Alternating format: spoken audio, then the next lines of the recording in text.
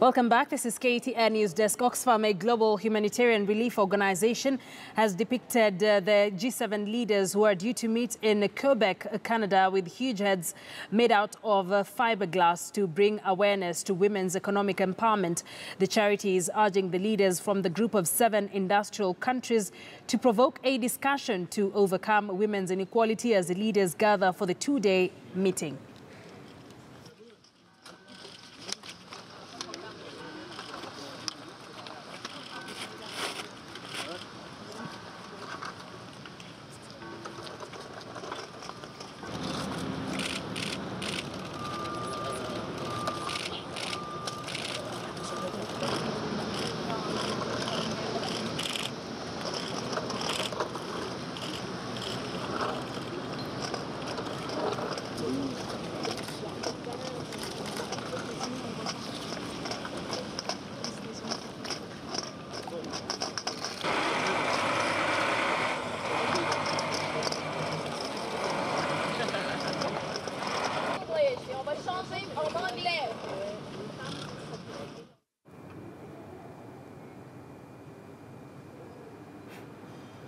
U.S. President Donald Trump says his meeting with North Korean leader Kim Jong-un in Singapore on June the 12th is ready to go.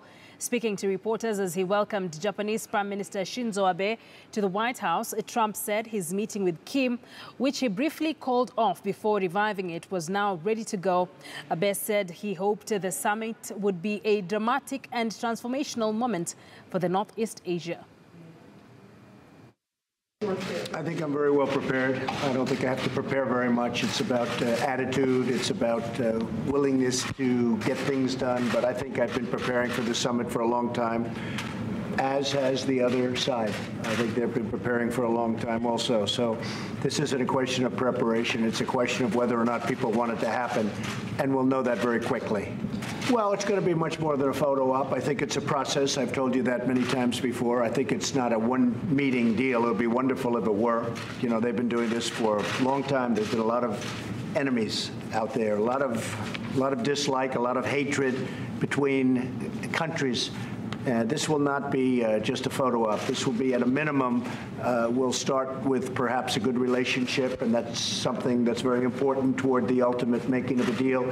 I'd love to say it could happen in one deal. Maybe it can. They have to denuke. If they don't denuclearize, that will not be acceptable. We cannot take sanctions off. The sanctions are extraordinarily powerful. We cannot, and I could add a lot more, but I've chosen not to do that at this time, but that may happen. For our meeting next week, I think it's going to be a very fruitful meeting. I think it's going to be an exciting meeting. I think we're going to get to know a lot of people that our country never got to know. This is something that should have been handled many years ago by other presidents. It shouldn't be handled now. It should have been handled years ago, but it is being handled now, and I'll take care of it.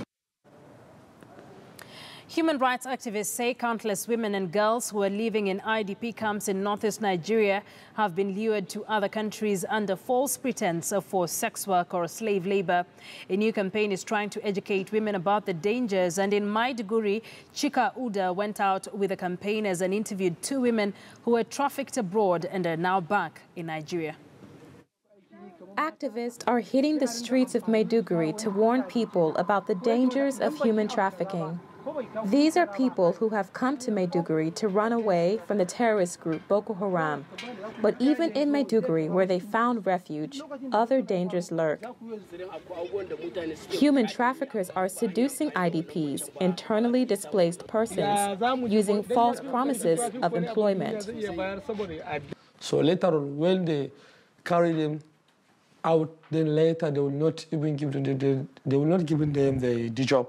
Then they will start selling them like slaves. And we have some victims. After we started this campaign, we got some victims that they have occurred they face these challenges. Nana Abdullahi, an orphan, was selling goods on Maiduguri streets to make money when she met a man who said he could help her. I told him I would like a job so that I can take care of myself. He said okay, and he took me. I thought we were going someplace like Kano, but when we got there, he went all the way with me to Niger. After a month of what she described as an ordeal, Nana ran away and found her way back to Nigeria. More than 1 million IDPs live in Maiduguri, the capital of northeastern Nigeria's Borno State. This is where Boko Haram started, launching attacks across the region that have so far killed more than 30,000 people. There are about a dozen IDP camps in the city, and the government says they are frequent targets for traffickers. People are coming there in the evening for recruiting, I can say, taking young girls, going away with them. Members of Nigeria's anti-trafficking agency distribute pamphlets to warn of the dangers. But some say their choices in Maiduguri are limited. Mariam Haruna was smuggled into Saudi Arabia, where she worked illegally as a domestic helper. I spent 2 years there working. Unfortunately, one day when I was coming back from work, I got caught and was deported back home.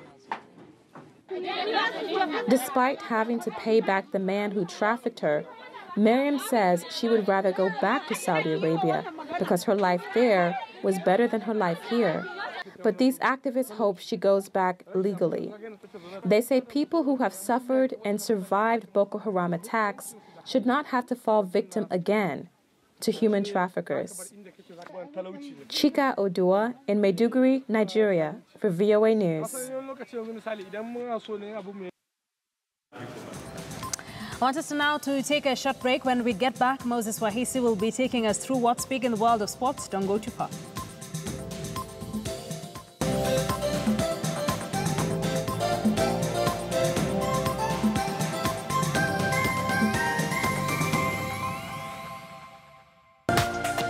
This is KTN News.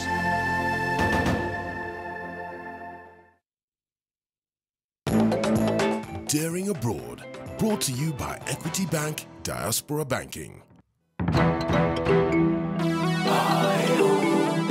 Next on Daring Abroad, the skills, the knowledge, the passion, the resources Professor Dominic Mwenja brought to this country after living and working abroad for 30 years. So I was constantly in Vietnam for about 7 years. He owns a college that teaches farming without the use of soil. This is barley. This is barley. We take barley seeds, we germinate them. At the same time, he is the CEO of the Mater Hospital. My experience overseas has been both in business and academia. A daring returnee whose story you can't afford to miss. Equity Bank Diaspora Banking. Receive money from anywhere in the world.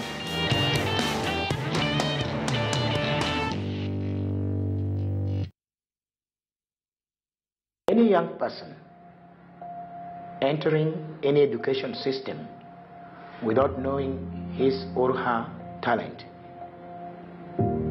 is not different from somebody swimming in the ocean without a destination. Any parent intending to take his or her child to any school today without knowing his or her own talent is not very different from a person investing in a business he has no idea about and has no idea about the anticipated results. Any teacher or any government that is pushing any learner through an academic process without knowing that learner's talent is not very different from a doctor that provides an injection to a patient without any medical review.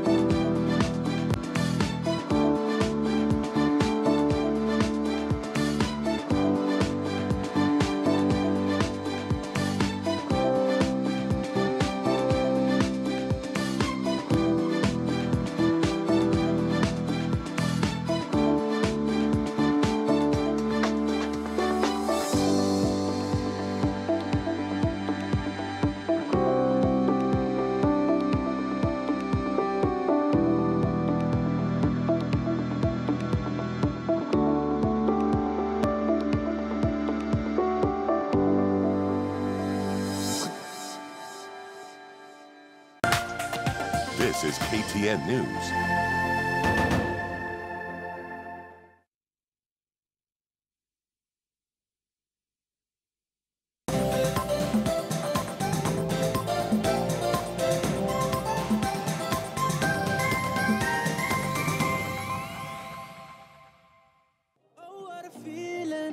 Look what we've overcome. Oh, I'm gonna wave my flag and count all the reasons we are the champions. There ain't no turning back. Saying, oh, can't you taste the feeling? Saying, oh, we all together singing. Look how far we come now. There's beauty in the unity we found. I'm ready. We still got a long way, but look how far we come now. Hands up for your colors.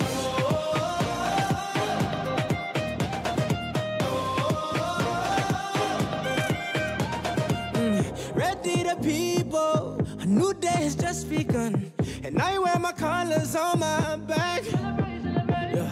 We created equal, one race and that's human. Can't wait till they all see that. Saying, oh, can't you taste the feeling? Saying, oh, we all together singing. Look how far we come now.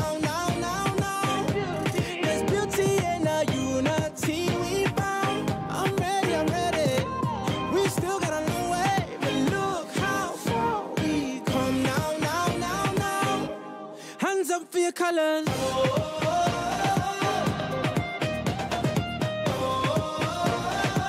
One hand, two hands for your colors, yeah.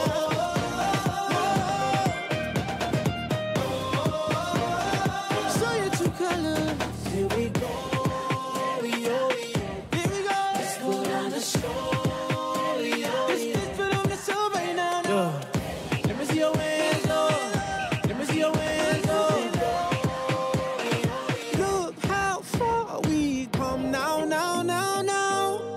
There's beauty in the unity we found. I'm ready. We still got a long way, but look how far we come now. Hands up for your colors. There's beauty in the unity. One hand, two hands for your colors, yeah. There's beauty in the unity. So your two colors. Here we go.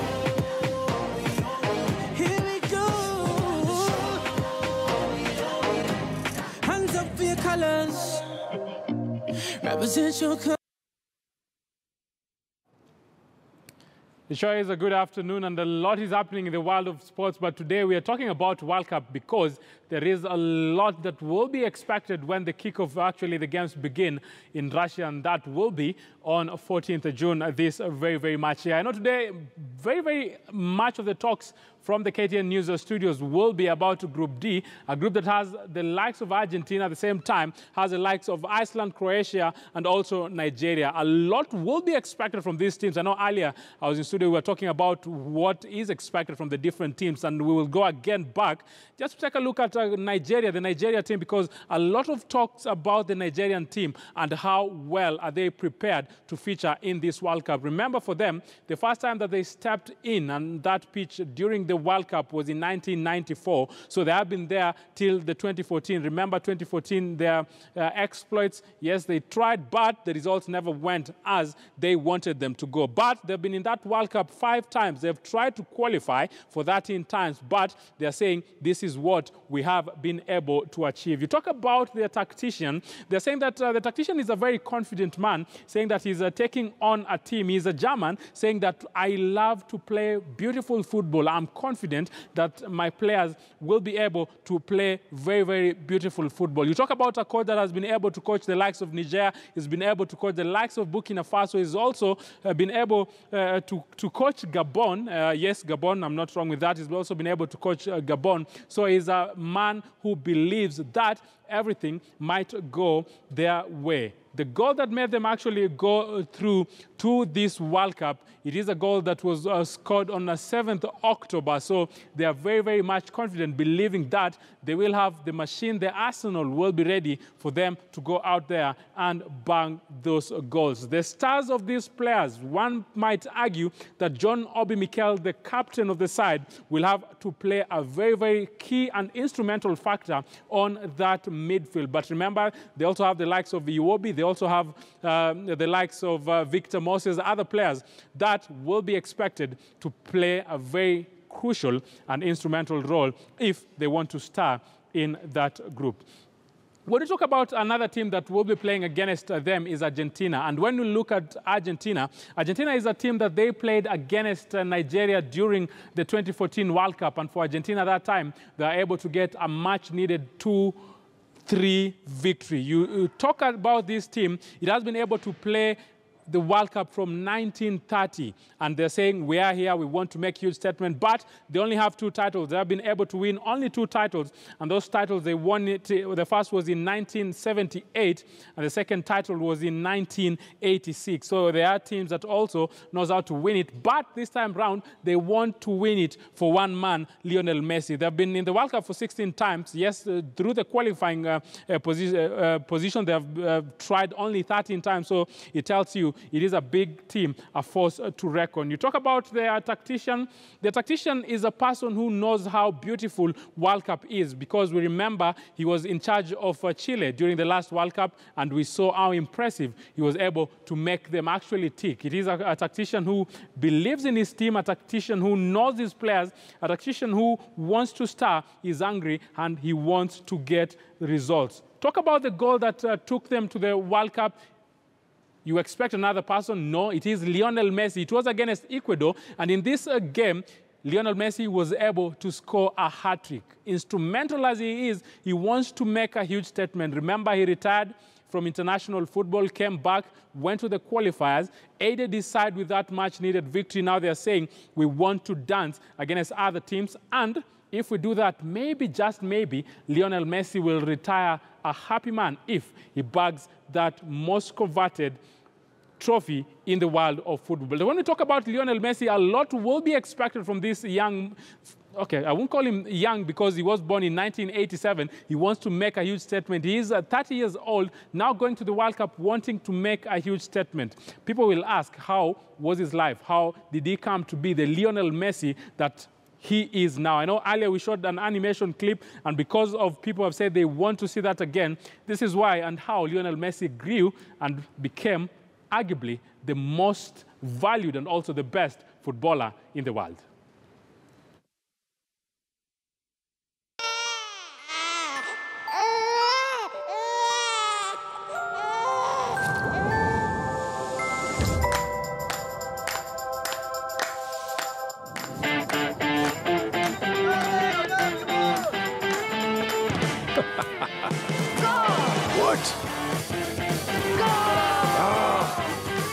Look at this. I have a plan to stop him.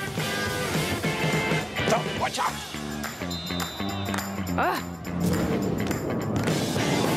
Oh, not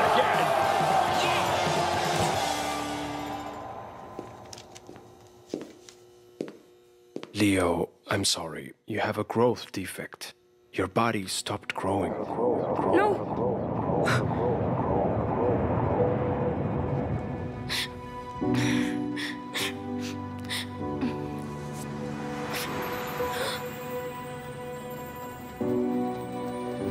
Don't give up on your dream, because when you have a dream to chase, nothing can stop you.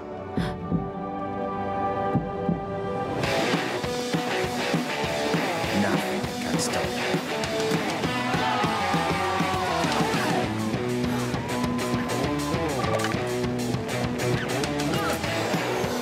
We heard a lot of good things about Messi. Let's see if he can live up to it. Messi with the ball. Dodges two defenders. Got a Messi, got a Messi, got a Messi, got a Messi. Goal, goal, goal, goal, goal, goal, goal, goal. There's no way to stop this man. Oh, what a nutmeg by Leo. Introducing the first kit designed to stop Messi. La tiene Messi. ¡Ole! Oh, look at that. Even the fans want to stop it. Tiro de espalda, gran movimiento, golazo. No matter how hard you try, this man is just unstoppable. You talk about Lionel Messi being unstoppable, but during the 2014 World Cup, Germany were able to stop him. It was Mario Götze, actually, who scored that winning goal at the expense of Argentina. This time out, he wants to make a huge statement. Maybe it will be his time to be able to bag that goal. We still go back to that Group D, where a lot of action will be expected. Croatia is also part of that team. And when you talk about Croatia, it is a team that knows how to play beautiful football. They have tried before, because the best position they've ever finished during the World Cup, it is a third position, and that was in 1998. And a player from their side, that is Davisuka, was able to be the player actually who's racked in most goals. They have been in the World Cup 4 times out of the 16 that they have tried to qualify. And for the first time for them to play in the World Cup was in that 1998. So a lot will be expected from them. We wait and see if they will be able to star again and maybe better their state. In 1998, they finished third. They want to do one better. Maybe this will be their time. But a very, very tactical and a hard group for them. We move forward and we see what's next. During this, we talk about their tactician. The tactician actually, Zatko, when he took the reign of this team, that was in 2017, he went and took a former retired footballer from their side and said, I want you to be my assistant. That is Ivica Olic. So for him, he's saying, I'm working with Ivica, and we're very, very confident that maybe we will have what it takes to go out there and be able to make the national team tick. You talk about them and how they were able to qualify. Not an easy for them, but they always try as much as possible to push on. Their winning goal that made them qualify for the World Cup was scored on 9th November 2017. They are here already in Russia saying, we want to make a huge statement, we want to make a name for ourselves, but first of all, their test will be in that group. Think about their star players. One person will come in mind, and that person has been able to win the Champions League this time out, Luka Modric. A lot will be expected from him because he plays beautiful football. He can command and dictate how plays goes at that midfield, and a lot will be expected from this man when he plays for the national team at that midfield. Now let's talk about a different team altogether, and this is Iceland. For Iceland, they say that we want to make a huge statement. The story is all here. Never been at the World Cup. The first time they've tried for the last 13 times, but always fails. This time out, they are in the World Cup. They want to make a name for themselves, and they will be the smallest nation ever to have participated in the World Cup. That may be something that gives them that drive, something that makes them say, we want to make up and actually just try as much as possible, make that a huge statement. For them, it has not been an easy journey, but the World Cup story is a beautiful story, a story that tells you it is a side that tries as much as possible to be as impressive as they can to go out there and make that a statement. And actually their head tactician, one man who's saying, I'm confident I will try to rack in some small talent, huge talent, bring all those names and make my team tick. They are saying we want to win it, but this is their World Cup story. And how beautiful is it? Just take a look and maybe you will know how they made sure that they are in the World Cup. For them, the secret is all but investing.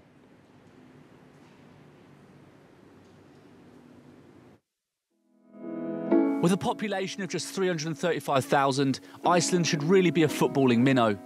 But that all changed last summer when they qualified for the Euros in France, along the way becoming the darlings of the tournament. And it will further change next summer in Russia, when they'll become the smallest nation to have ever qualified for the World Cup finals. Yeah! But don't let the tiny size of the country fool you, or the fact that before France, they hadn't qualified for a major tournament in 23 attempts.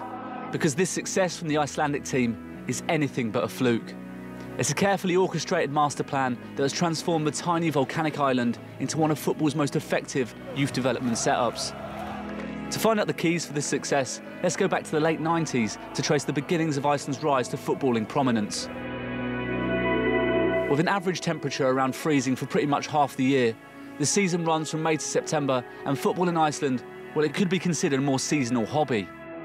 Realising the need to change this, the Icelandic FA built its first football house in 2000, a full-size indoor facility that allowed youths to train year-round, sheltered from the brutal elements of the country.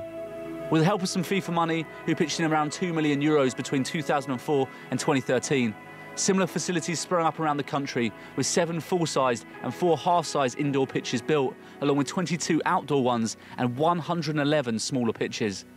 And like that, Icelandic football changed from a summer league to a year-long sport.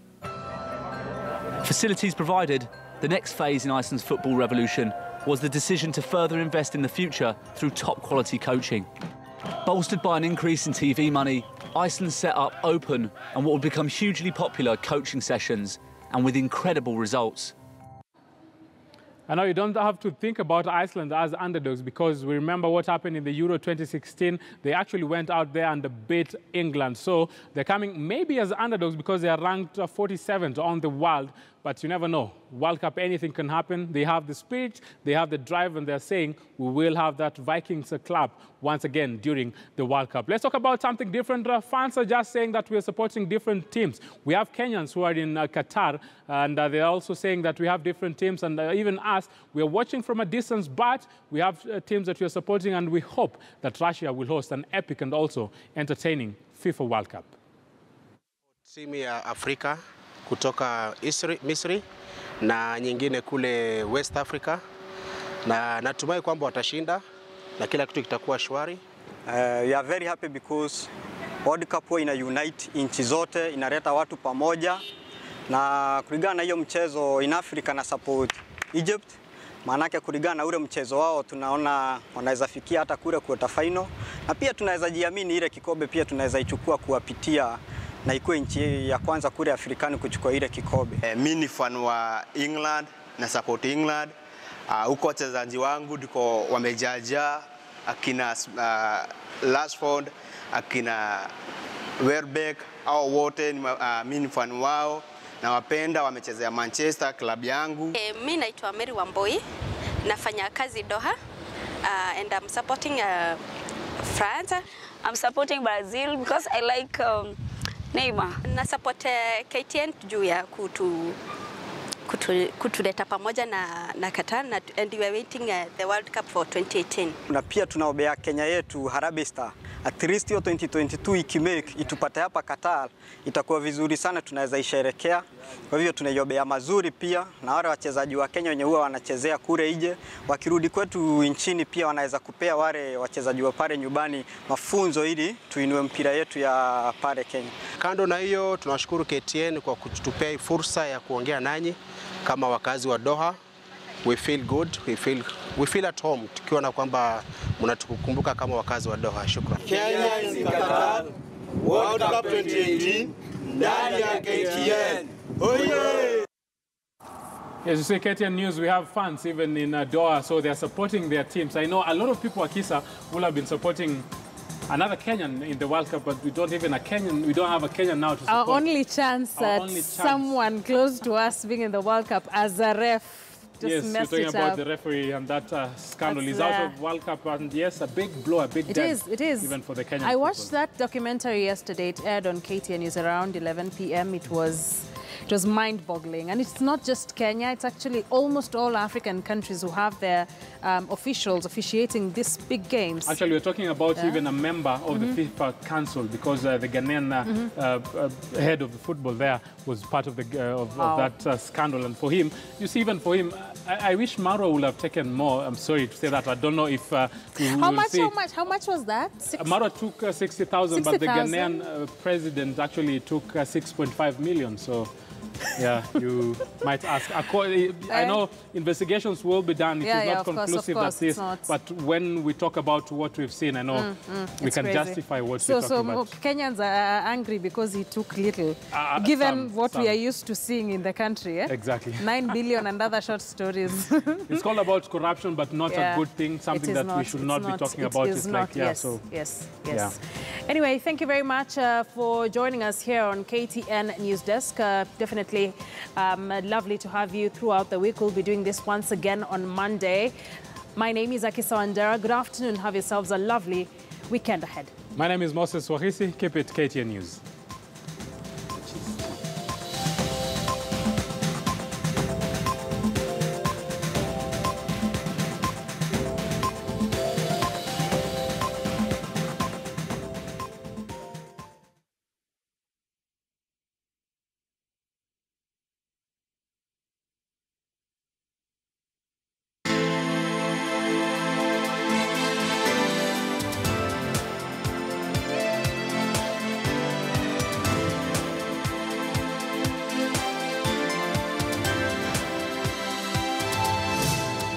KTN News.